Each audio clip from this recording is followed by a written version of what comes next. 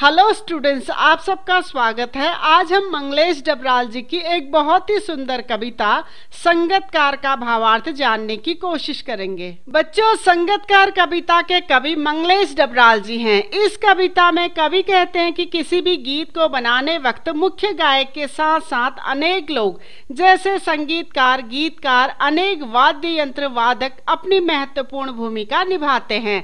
संगतकार भी उन्हीं में से एक हैं जो मुख्य गायक के सुर में अपना सुर मिलाकर गाने को प्रभावशाली बनाने में मदद करते हैं। और जब भी मुख्य गायक अपनी सुर साधना में खोकर कहीं भटक जाता है और गीत के मुख्य सुरों को भूल जाता है, तो उस समय यही संगतकार दोबारा मुख्य सुरों को पकड़ने में उसकी मदद करता है। यानी गाना गाते वक्त मुख्य गायक के साथ साथ संगतकार की भूमिका भी महत्वपूर्ण होती है। चलिए अब बढ़ते हैं अपनी कविता के भावार्थ की तरफ। पहले काव्यांश में मुख्य गायक के चट्टान जैसे भारी स्वर का साथ देती वह आवाज सुंदर कमजोर कांपती हुई थी। वह मुख्य गायक का छोटा भाई है या उसका शिष्य या पैदल चलकर सीखने आने वाला दूर का कोई रिश्तेदार। मुख्य गायक की गरज में वह अपनी गूंज मिलाता आया है प्राचीन काल से। उपरोक्त पंक्तियों में कवि कहते हैं कि जब भी मुख्य गायक किसी संगीत सभा में अपना गायन प्रस्तुत कर रहा होता है तो उसकी भारी और गंभीर आवाज के साथ ही हमें संगतकार की एक सुंदर, मधुर मगर हल्की हल्की आवाज सुनाई देती है। बच्चों, गाना गाते समय मुख्य गायक का साथ देने वाला एक सह गायक होता है जिसे संगतकार कहा जाता है। कवि यहाँ पर अंदाजा लगा रहे हैं कि यह संगतकार मुख्य गायक का छोटा भाई भी हो सकता है या मुख्य गायक का कोई शिष्य भी हो सकता है, या फिर संगीत सीखने के लिए पैदल चलकर मुख्य गायक के पास आने वाला उनका कोई दूर का रिश्तेदार भी हो सकता है। और सबसे खास बात यह है कि यह संगतकार जब से गायक ने गाना शुरू किया है तब से उसका साथ देता आया है। यानी शुरू से ही वह संगतकार मुख्य गायक की आवाज में अपनी आवाज मिलाकर उसके संगीत को और प्रभावशाली बनाता आया है। बच्चों, यहाँ पर एक शब्द आया है प्राचीन काल, जिसका मतलब है बहुत समय से।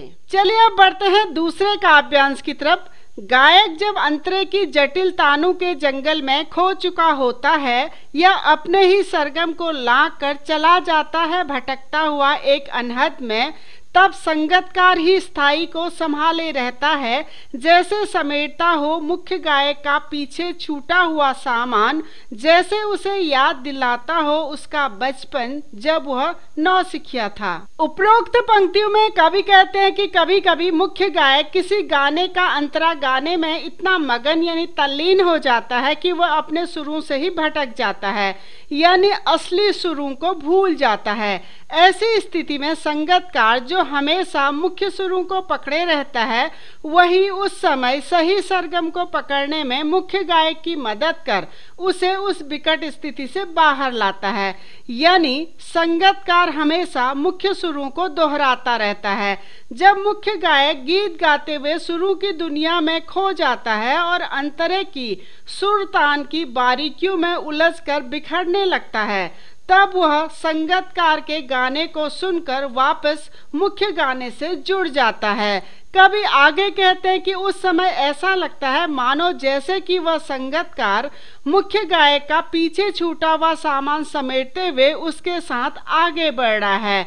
उस समय उस मुख्य गायक को अपना बचपन याद आ जाता है जब वो नया नया संगीत सीखता था, यानी नौसिखिया था। चलिए बढ़ते हैं तीसरे काव्यांश की तरफ। ताड़ सप्तक में जब बैठने लगता है उसका गला, प्रेरणा साथ छोड़ती हुई उत्साह अस्त होता हुआ, आवाज से राग जैसा कुछ गिरता हुआ, तभी मुख्य गायक को ढांढस बंधाता कहीं से चला आता है संगतकार का स्वर।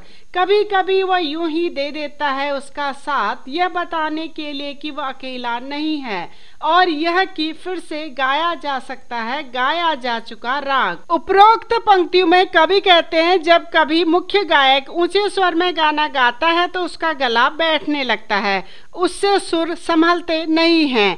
तब गायक को ऐसा लगने लगता है कि जैसे अब उससे आगे गाया नहीं जाएगा। उसके भीतर निराशा छाने लगती है, उसका मनोबल खत्म होने लगता है, उसकी आवाज कांपने लगती है, जिससे उसके मन की निराशा व हताशा प्रकट होने लगती है। उस समय मुख्य गायक को हौसला बढ़ाने वाला व उसके अंदर उत्साह जगाने वाला संगीतकार का मधुर स्वर सुनाई देता है। उस सुंदर आवाज को सुनकर मुख्य गायक फिर नए जोश से गाने लगता है। कभी आगे कहते हैं कि कभी कभी संगीतकार मुख्य गायक को यह बताने के लिए भी उसके स्वर में अपना स्वर मिलाता है कि वह अकेला नहीं है, कोई है जो उसका हर वक्त साथ देता है, और यह भी बताने के लिए कि जो राग या गाना एक बार गाया जा चुका है उसे फिर से दोबारा गाया जा सकता है। और हमारी कविता की अंतिम पंक्तियां हैं, और उसकी आवाज में जो एक हिचक साफ सुनाई देती है या अपने स्वर को ऊंचा न उठाने की जो कोशिश है, उसे विफलता नहीं, उसकी मनुष्यता समझा जाना चाहिए।